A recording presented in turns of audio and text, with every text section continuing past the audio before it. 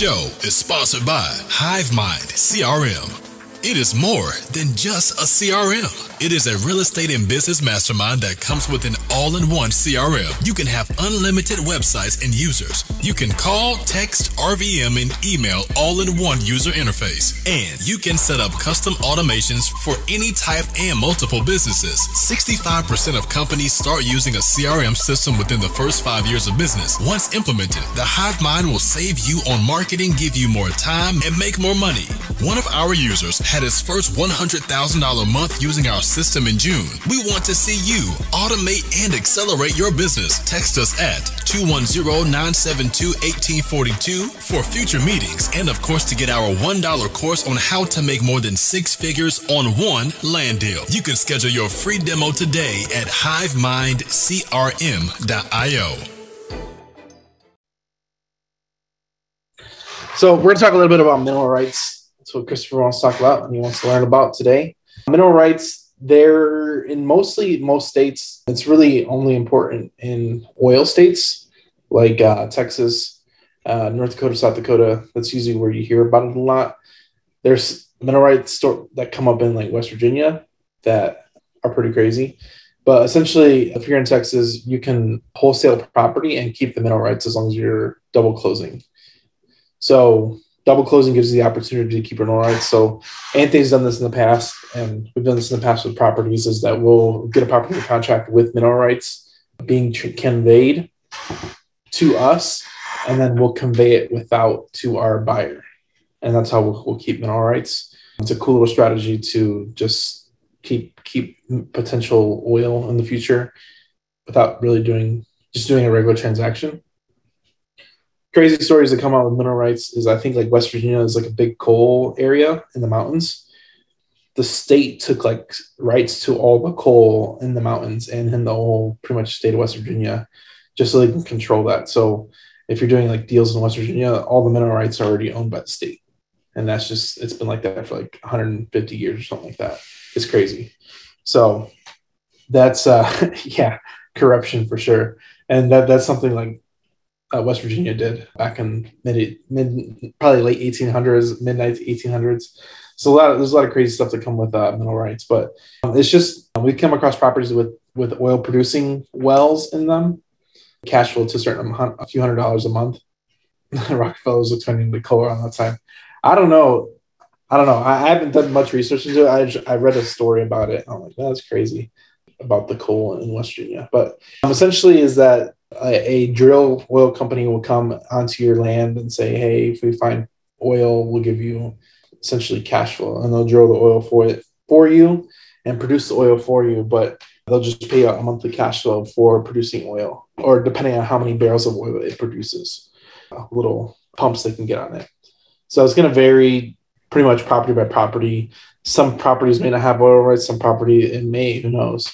It's one of those things where like you really don't know there's potential on the property unless it's already producing something. And usually if it's already producing, they already have what it's paying out at that time. So usually if somebody has oil producing property, they're going to let you know that they have it, and it's going to convey with the rights or without the rights. So that's pretty much just the short answer for mineral rights in general. Try and catch it if you can when you're contracting properties, and don't let it go whenever you're selling it. So there's a quick little strategy to kind of get mineral rights for free. Government corruption for sure, as a whole, can be a possibility. That's mineral rights in a nutshell. There's a lot that goes into it. Like I said, I can barely scratch the surface on it because we've only come across this a couple of times. I'm sure there's probably a bunch of oil people that know a lot more than I do. It's just, I know the basics. That's about it. You can get by. But it's all conveyed in the deed. So if you want to see who owns the mineral rights, it's going to be in the deed of that property. So if you find a deed or do a soft pull of the certain properties and want to see who owns the mineral rights, it's going to be in the deed. It's always recorded with the deed. So mineral rights and the deed of ownership would be all conveyed in the deed. Sometimes the same person, sometimes it's not. Good question though about mineral rights. What type of property you trying to get, Christopher? Okay, so this one is this is like right next door for the actual 420 acres that is turned into 120 acres. Okay. So right now, this particular 50 acres, it's good for commercial development. So it's near like a major highway. It's in the country still. We recently spoke to the mayor. So basically, our new developer is looking to actually investigate more and see what details they can do to actually build around the area. But we're not sure if that actual area has mineral rights, but I'm pretty sure she has it because it's a former farm. So it's still producing right at this moment, but she's looking to sell off all her property because she's in her 70s right now. So she's looking to sell all that stuff so she can retire peacefully and not have to have that stuff in the back of her mind all the time because I know that she has it. Gotcha. Okay. This is the one you sent to Anthony? Yeah, that one too. And I think Anthony is working one deal in Beasley, which is 95 acres. We're supposed to solve that, but I'm not sure when that's going to be getting attacked, but it should be within a week or two or something when things come back online. And then we have another 20 acres out in Dayton, which is way out there, looking to make something of that. Yeah, that's about it. But how are you texting? How are you marketing right now, Christopher? Just mostly cold calling, really, and just buying lists from this website called ClearSkip. They're out of Florida as well. Okay. And when you search up those lists, they're very good. But the thing is, like, it's much more better to search up on, like, such as a website, such as that oil and gas website. I forgot what it was. I think it's called. Okay. Or see something like that in the Railroad Commission, Texas.gov. Then another one, go for Landglide. That one's good too, but it's very tedious when you integrate information to a spreadsheet. That takes longer too. But it takes work, you know. You gotta do the boring work first to get something. Yeah, that's right. You got your first deal recently, right? Oh, not yet. It's in process right now. We're both in due diligence right now. So we have one that was signed under for an option contract, which is 20.5 acres. Okay, good. So we have like 30 days to market that. Let's see where we go. Is it in Texas? Yes, in Texas. Okay. We're launching a new thing to dispo properties in Texas. So if you have it for okay price, you can see if we can dispo it for you guys. Yeah, for sure. And also, I'll be looking for some more too because I'll be moving soon. So even in business abroad. Good. Yeah, there's definitely more opportunity everywhere. I don't think your backyard's the only place you can play. Plenty of opportunity everywhere for sure. Mm-hmm. Any other questions? Like I said, this kind of open call, we allow to ask any questions. We can go in any direction. Okay, for everyone, I think, like, could you talk more about when it comes to, like, speaking with sellers, all right? And you're looking to eventually, like, negotiate a meeting, because that's how I got to this seller that's in East Bernard and Kendleton. I was like, in my mind, I was like, for me, what do you think is very important when you're negotiating with a seller and to get a meeting? Because most times they might, like, kind of give you an excuse of they're trying to sell you and close you on not meeting, when it's very important to meet, because in person is very important. So could you talk more about that? So one thing I always try and get out before I meet, because I've done this so many times prior, is I always try to meet people whenever I can. Just because this is like when I first started, I was always trying to meet people just to talk to sellers eventually. But when it comes down to it, you need to talk to motivated sellers. So you need to differentiate before you meet them that they're even worth talking to. So generally, when we're talking to sellers, if they're close by or an opportunity to meet, we're usually going to make sure they're what price point they want, and it's even worth our time to meet. Because especially in Texas, a lot of people are like, oh, it's an hour away. Well, you might be there an hour back, 3-4 hours. You could have done other things versus drive and technically waste time for that property. And yes, it may produce in the long run, but you'd rather be doing revenue generating activities. So always understand that what number they want before you even go out there, or what their motivations are before you go out there, because it's going to be, I've done it. You're going to waste a lot of time talking to a lot of people that aren't just motivated. They're not motivated. So number one was make sure they're motivated. Number two is make sure that they get a price point. And number three, make sure everybody that you're going to meet is going to be there at that same time, because there's no point of going out there to talk to somebody who's not the decision maker. So make sure all the decision makers or potential decision makers of this property are going to be there, whether it's a husband and wife, brother, sister, or have that conversation all at once. So we're always trying to coordinate those people to be together at the same time, and then move on to that conversation as far as what they're looking to get for the property, how much they, what's the timeline they want to sell. You can ask if there's liens, any of the motivation, death in the family, probates, all that good stuff. You're going to find out on that in-person conversation. So it's understanding that not everybody's motivated, and we're all looking for motivated sellers is the short answer. Sounds good. Yeah. So understand where your time is best utilized and where it should be used. Iris asked, when you come across some land for sale and get the number they want, how do you come up with a good number to offer? Do you give them a number while you have them on the phone, or ask to call them back with your offer? So that's okay. So I think yes, like two different questions there. So if you're calling the people and they say make me an offer, I'm generally always trying to get a number out of them. Well, how much do you give it to me? Well, I don't even know what to offer, because it could be, tell me a little bit more about the property, trying to find out more about the property. And I always try and squeeze them to give up a number first. There's a strategy in sales, like whoever gives up the first number loses. Because if you are potential trying to get the number, if you provide the number offer, that they're just going to shop your offer around. So usually we try not to give an offer till they're ready to sign paperwork, or till we're giving paperwork in general. So if I provide an offer, will you sign it? We always try and get confirmation before they're going to sign. Whoever gives the offer first usually loses. So don't give your offer out without getting a signed, or not a signed agreement, but a verbal agreement that they're going to sign the paperwork. Yeah. I'm sorry about that, because like it's very important that you sell them. Don't let them sell you, because all they're trying to give you is a bullshit excuse. They're just trying to do that just to shoo you away. Yeah. So you have to get out of them, but get to know them first, though, which is very important. Yeah, that's the other thing. Yep. Irish also asked, I don't have to meet the seller if I don't have to. Do you use DocuSign for signing paperwork? 100%.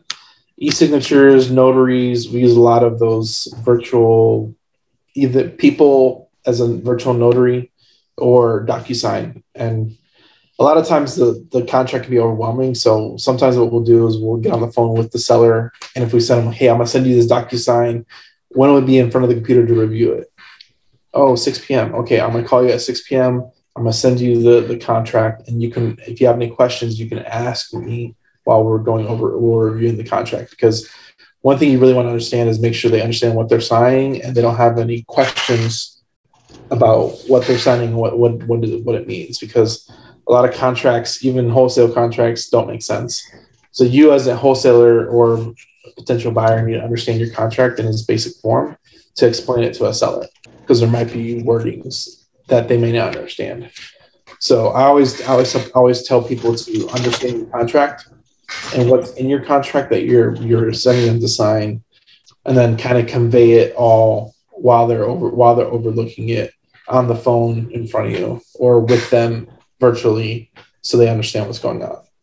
Because a notary ain't going to know what your paperwork means. Notaries, they do a lot of different types of paperwork, so they're not going to understand seller's paperwork.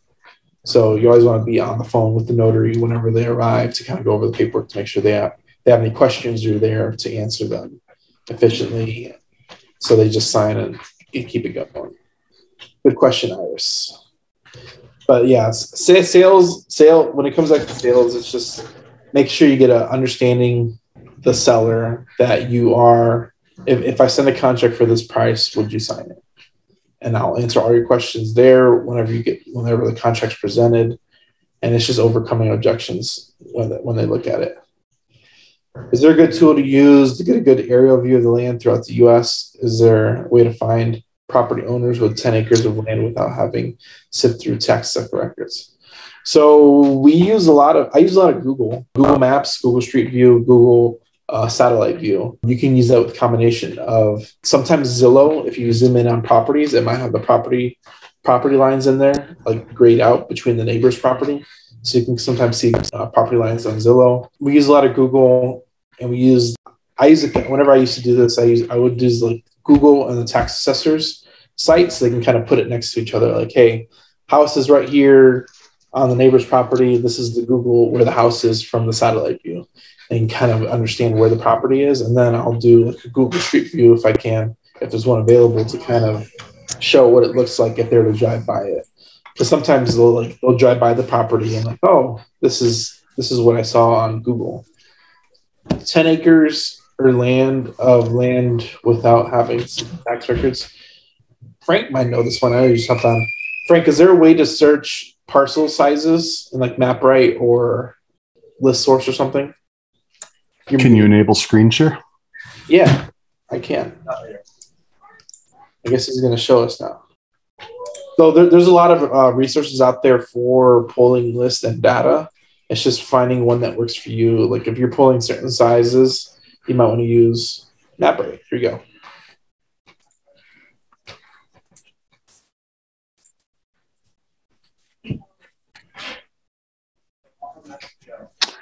Okay, so we'll pull Texas.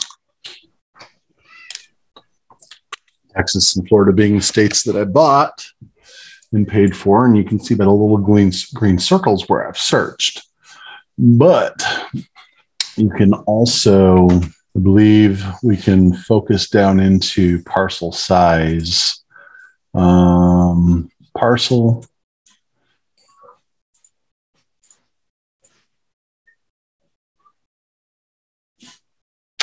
Ooh, can't. I thought we could, which is why I jumped in. Line, shapes, feature set, ranching, oil and gas, urban. Ooh, good to know I can do urban. I wasn't aware of that. I thought we could do size on this. So address, latitude, longitude, abstracts, if you know that, parcel ID. So yeah, it doesn't look like it's got that option on this. There are other softwares, a lot of other data aggregator softwares, like, this is Commercial Empire Deal Flow, CE Deal Flow by Tim Bratz, but it's based on the RealFlow platform, which is similar data. So I pulled storage, and on that, I can get down into parcel size, minimum parcel size, up to a maximum parcel size. So I imagine the really deal flow, or whatever it's called, really flow, has that feature. And I would wager most of the other data aggregators that you can pull data from also have that feature.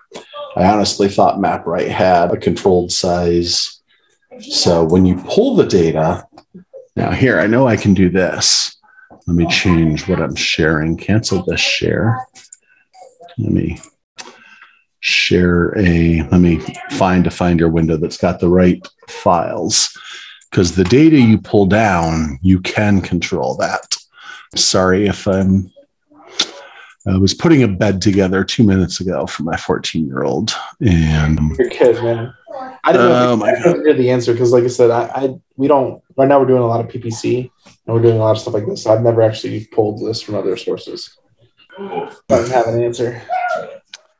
Yeah, I mean, you can. It's just a matter of where you can get to the data. Give me one moment. Go ahead and yammer on if you want to, and I'll get to the info, and then I'll share the screen on that folder. Or actually, I need to open up an Excel file, and I will share the Excel file. So, okay. So it's gonna vary by data provider. I'm sure ListSource, which is that's the last provider I actually used outside of my own back then.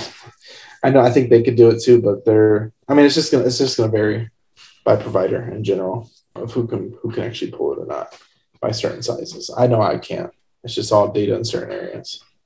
And the reason why we do that is just that we sell it by the bulk. We sell it by bulk, and if people pull a certain area, we're just not going to be able to provide enough leads that even makes sense for them to pull. So we usually try and do larger list orders. So we're just going to pull whole orders of areas versus not necessarily by size for when it comes to land. Okay, found what I was looking for.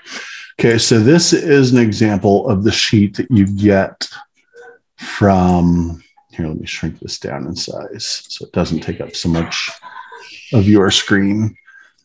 Let me go back up. It comes in CSV format from them, but you can first thing you want to do is change it to an Excel. So column M is the acreage. So sort smallest to largest. You kind of have to pull all the data and then source it. Correct. Let me co-share two things. New share, hold shift. I want that also. So jumping over here real fast, you see one of these circles here in Texas. And yes, I realize the list I'm showing you right now is Florida. But basically, when I draw a circle to search an area, I'll turn on, the reports, export Excel to it, so it says draw a radius. So I click and begin to draw my circle. So now once it's done that, I'm going to come down and on overlays, no, not overlays, feature palette. Map features, there we go. Pivot. I can go in and on this pivot and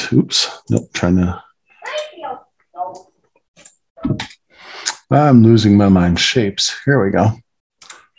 Urban. Okay, I've been doing this on this. There we go. I can do my pivot. So I'm going to create a report first. So it's going to let me draw a radius. So when it turns red like that, it means you've gotten bigger, or that's outside of the state that I'm looking in. So, okay, there we go. So there's, okay, is greater than. Okay, so they have a size limit of 11 miles. Okay, that wasn't what I wanted to happen. So 11 square miles is the maximum when you're trying to draw a circle like this. So I'm taking, trying to do a piece of Dallas here, draw the radius. And it's, of course, glitching. And draw a line. Let me draw a radius. Okay, so there's my new circle. When it pops up requesting an email address, that means it fits the appropriate size. But this is where I'm also going to draw the little pivot. You put the mouse, the cursor right in the dead center. And damn, that thing clicked again. Okay, so I've got it over here. I still haven't saved it. So, okay, so I think I've overloaded my browser. But what I'll do is I'll start in the middle, I'll click and draw the green circle also. And it leaves that green circle, and I want it to match the yellow highlighted circle. Then put your email address in, generate CSV.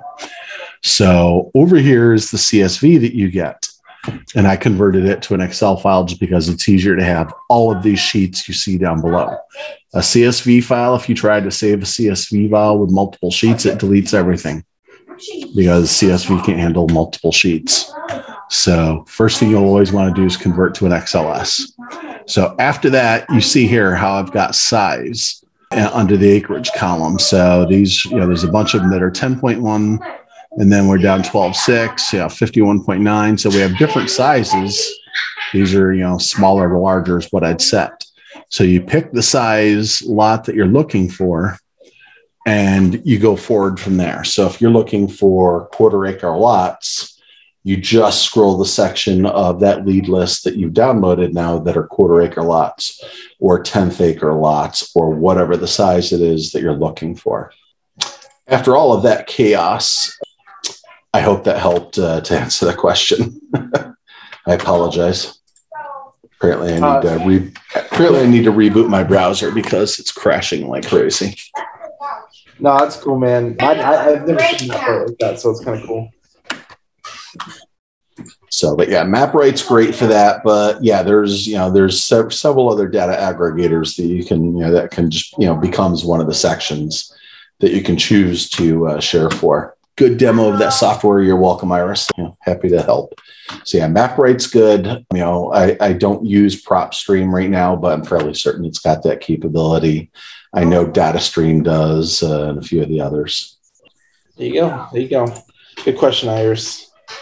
Yeah, different data sources, different information. All right. So, great question. Who's got another question they need help with today? I got time for one or two more. depending on how difficult or easy the question is. You can put it in the chat too. I'm open to either one if you don't want to mute yourself. Does anyone use a title company in the Dallas, Texas area? Our title company is in San Antonio, but you can use any title company in the state of Texas. I don't remember the title company we use off the top of my head. I forget it. Yeah, so you can use. Go ahead, Frank. I was going to say John would probably know some, and if you don't know anybody offhand, I was going to say ask in the actual group itself, where there's a lot more members active at the time. Yeah, Anthony, we've been using the state of town company for years, but yeah, you need one title company per state, one good one, and just call it a day. Even if you're in another city, it doesn't really matter. They can still handle that closing for you. Yeah, that was the other thing I was going to say. Find a company. It doesn't matter where they are, as long as they work that state. Yep. My title company's here in Jacksonville that I've worked every deal in the state of Florida, except for one that I'm doing with another one of the group members, Eloy Ochoa. He's got a company in Tampa that he's used for years. That'll be my second. Yeah. So, and like I said, he's done deals all over Florida and uses the same title company in Jacksonville. So, and we've done deals all over Texas and he's the same person in San Antonio. So, it's always going to find one good one and just run with it. And Christopher says patent law firm for Texas. So, plenty of options out there you can use for sure. So, don't overthink that part of it at any point. But your kids sound like my kids. Yeah, they're crazy. I had to start a few minutes late because my wife wasn't here. So my wife was here to help out with the kids. And mine are going crazy because we've got a 6-week-old kitten for 2 weeks that my 14-year-old is fostering for community service hours. So it has them extra hyped up. Nice, man. It's awesome to hear stuff like that. Kids, where is everybody from tonight? In case I missed that, just wondering. What'd you say, Frank?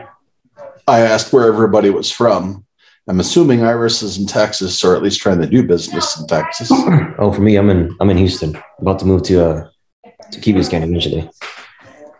Moving from Houston, Texas to Key Biscayne. Miami. Yep. Welcome home to Florida. Oh yeah. Land of the hard assets. Hell yeah. Iris is from Dallas. Joseph is trucking, so he's probably somewhere. He's here, there, and everywhere then. Yeah, he's a little bit everywhere. I live in Southern California. Yes, I am now in Massachusetts. You're in Massachusetts? I'm going to Seattle, Washington. Man, I hate driving in the Northeast. That's terrible. Yeah, now the weather is very cool. Now it's 68. Not bad. That's not bad. That's plus. Do you prefer nighttime or daytime driving? Daytime, I drive for myself, so I drive during the daytime, and when I have to push it to probably 9 or 11, but next day I drive during the daytime. Very cool. Yeah. Very cool. Appreciate your work out there, man. Look forward to you getting off the road permanently, but I appreciate your work while you're out there. Y'all are the backbone. Thank you. There's several uncles and relatives that did that for most of their lives. So, yeah. I got all my brothers and sisters in Florida. 2 sisters, 2 brothers in Miami, and that's where they live. But I'm the only one who left Miami and moved to Delaware and then Louisville, Kentucky. Now I'm in Texas. So I think Texas, I've been there's like almost 7 years. So everything is cool here, Texas. So probably stay there with my family. So that's why I moved to Willie State last year. That's cool, man. He froze. Drive safe out there, Joseph. Yeah. That's a trucking, man. It's a whole thing. That it is. Yeah. Who wants to join me in a giant fundraise? I saw a portfolio of 21 storage facilities someone posted earlier today. They want $124 million. Wow. I'm willing to put the syndication together. What's the minimum buy? On that, I mean, we'd be looking at around $25 million capital raise. So Yeah, it'd probably be a chunk. Yeah, even if you get 100 grand, you're still going to need 250 people. Yeah. But it's worth it. So probably 100, 150 to 200. But I mean, it looked like it was all Class A, Class B plus properties and all fully stabilized. So, I mean, it's not a super high cap rate, but it's, that's a rock solid portfolio. You're basically buying a cash flow at that point. That's a retirement right there. You make your purchase and you retire. Even as the GP side, you make your purchase and you retire. Was maintained over time and good to go. That's crazy. That's a lot of property. 125 million. I don't know. It doesn't make sense to me why people sell for cash. I would be like owner financing if I was exiting at that point. Well, I mean, it's kind of hard to owner finance 21 properties. So, because it's a portfolio that, they built, I'm sure they built that up over a period of time. It's probably 21 separate syndications that they pulled together, via fund of funds or evergreen fund, where they kept raising more, additional funds as they needed to put them into the portfolio. And then, okay, now it's time to, they're getting nervous. So they're taking their exit now. I think it's going to stay recession proof. Even if a recession hits, people are not going to want to get rid of their crap. That's one of the advantages of storage, why I started to look into it. Yeah, self-storage. Self-storage is a cool niche, man. Hopefully we'll go down that direction sooner than later, but I think I like self-storage more than multifamily. Iris, what do you mean would I borrow the money I need to invest in that syndication? I would put very little of my own money into it, Iris. I would put together the marketing and the pitch deck and start finding people who wanted to put the money into it. And I would operate as the GP and take 20% of the prize, along with a couple of other people who I know are extremely experienced in the storage facility world. And they would be the primary GPs and sponsors. And we take the thing down and we split that 20%, for doing the work. And everybody else is along for the ride on the investment. They'd probably earn between 6 to 8% per year on their money for the life of the loan, essentially. So, but yeah, we come up with the 20, maybe 25% at most, and we borrow the rest via commercial loan. That's a crazy deal, man. That's some big money. What's really freaky is just a few years ago, I couldn't have conceived of looking at something like that and actually requesting the info and sitting down and starting to run the underwriting on it, thinking, yes, I know the people who can help me take this down. And being, thinking, back then I would have thought that's egotistical to think you could do that. Now it's just honestly believing, yes, I can do this. And it terrifies the hell out of me, but I'm going for it nonetheless. And that's also this guy, I don't know, for my screen, he's in the upper left-hand corner. His name is Daniel. He's one of the co-founders of the Hive Mind. It's a result of this wackadoo starting this group up a year ago and pushing everybody to believe that they could do stuff that they didn't think they could do. So if you're new here, keep sticking around. It will expand your mindset. There you go. Appreciate that, Frank. Appreciate that. It feels undeserved, but I appreciate it anyway. Not undeserved in the slightest, buddy. Oh, man. It's been a crazy journey, this Hive Mind thing. It's been a crazy, crazy little experience for everybody that's been around for a while. We appreciate everybody that contributes. And like I said, we wouldn't even do these calls if people didn't come out to these calls in general. So I appreciate everybody coming out and participating in some fashion. Whether you're here asking questions or you're here submitting questions in the chat box, it helps out a lot just to carry the conversation, because everybody uses the same issues and problems. It's just no one wants to ask the question. So I appreciate everybody contributing. This is a good Thursday. I can't believe it's about to be the end of June. I commend everybody for being here in general, because it shows you're trying to do something better and learn to do better. But end of June, most people wanted to do something. 2022 has already wasted 6 months. by not doing anything. So there's a lot of time has passed and you weren't active and productive with it, and they haven't produced anything out from it. But at least here you're educating yourself and hopefully taking action at the same time to produce something out of the time that is given to you. This time, and we know people who sat here for months and did nothing and finally took action, and now they're on the podcast for doing 6 deals in a short period of time. So that's it. That's it. It's crazy. It's crazy. It's crazy what happens, but don't take time for granted. You only get it. Always it's always waning. It's always you're always losing it. So don't waste your time doing stuff that doesn't make sense, and make sure you capitalize on it with all that you're doing. Make sure you're doing revenue generating activities. One of the things I suffered with when I first started was I thought I was busy, but I was busy doing the wrong things that weren't actually producing. So after I kind of realized that, I kind of focused on doing the right things with my time, and now it's able to do this stuff like this. So it's worrying about what your time is actually needs to be doing versus what you can't be doing. Revenue generating activities is so important for everybody out there. Time management. The days just fly by these days. Can't believe it's Thursday again. I feel like it was a short week. But I appreciate everybody coming out. It's a serious business, like Iris says. It's a serious business for sure. So don't take it lightly. It takes a lot of work, and the year is halfway gone. So use this time wisely.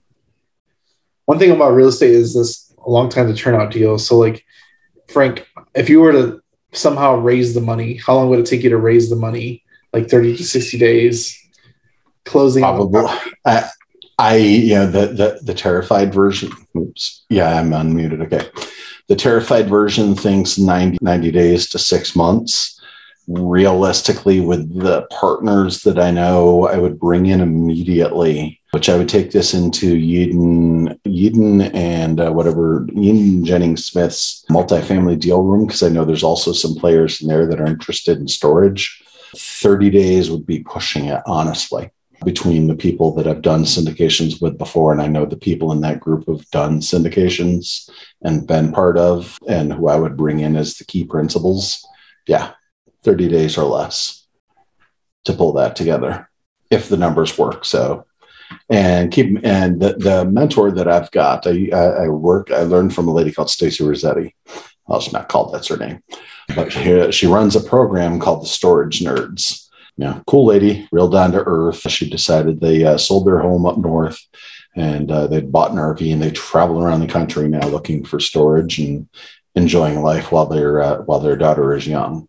But learn from her. She's got extremely aggressive criteria in underwriting. They're usually looking for extreme, value add situations, but they've bought a couple of A properties, and sitting down with a couple other people who've done this stuff. They're like, okay, if you're looking at an A property or a B property, here's where your numbers need to be percentages wise and cap rate wise. So if you can achieve this, with mortgage output and stuff, and costs, then this will work. So it's just knowing people who having good underwriting software and knowing what to do to underwrite it, and having people who give guidance for where those numbers need to be, just like the Hive Mind's doing for land on a regular basis. So when people are asking in the group, we just need to know where. If you're going to post in the group, my only comment, say where the land is. That way we have an idea of, because if you ask, what is this property worth? Well, I don't know.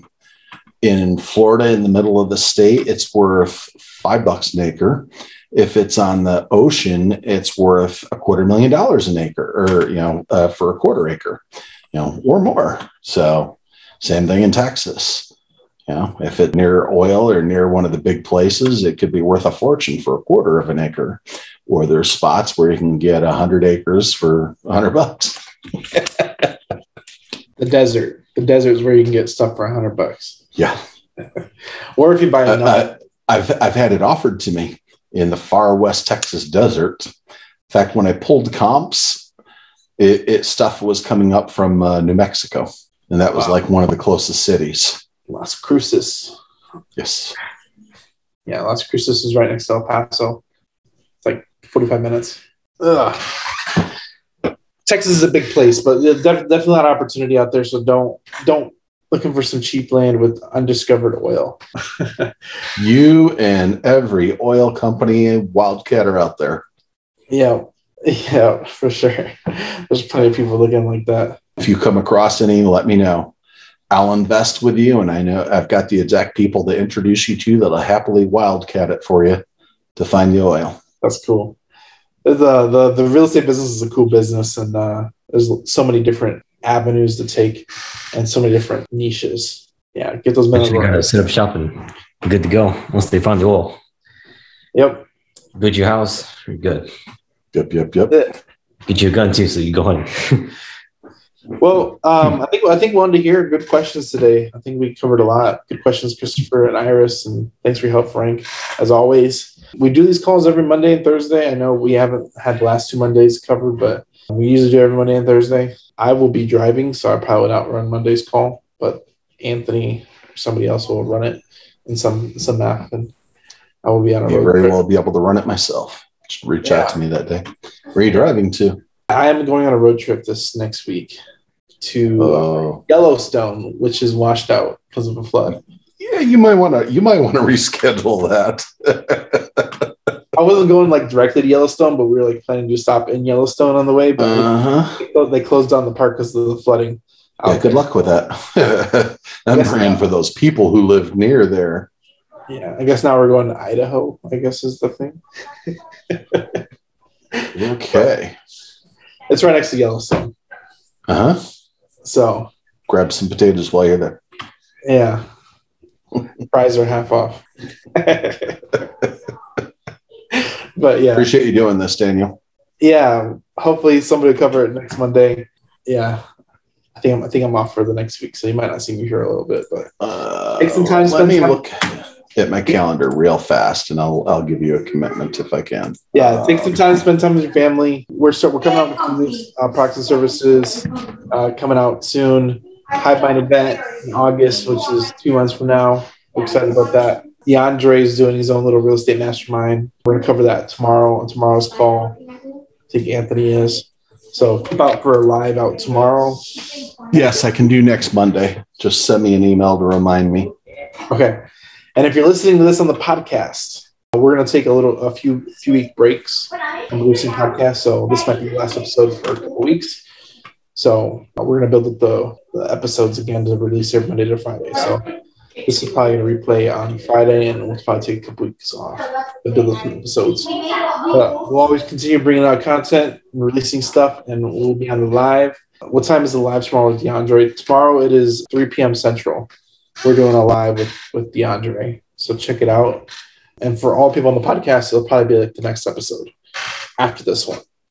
The live will be. So definitely check that out. We'll see you all next week. Enjoy your weekend. July 4th is coming up, so get some plans together, spend time with your family. And don't blow your limbs off. Yep. Have a good weekend, guys. Bye. The show is sponsored by The List Guys. Do you need more leads in your local or virtual market? 1 in 10 small businesses don't invest in any kind of marketing. The List Guys have over 35 plus list types to choose from, and you can mix and match any list or criteria. We also use the Skip Trace list and provide up to 7 numbers and email addresses. Every list you purchase will be scrubbed against previous purchases. The List Guys are here to save you time. Contact The List Guys today at www.1listguys.com. That's www.1listguys.com.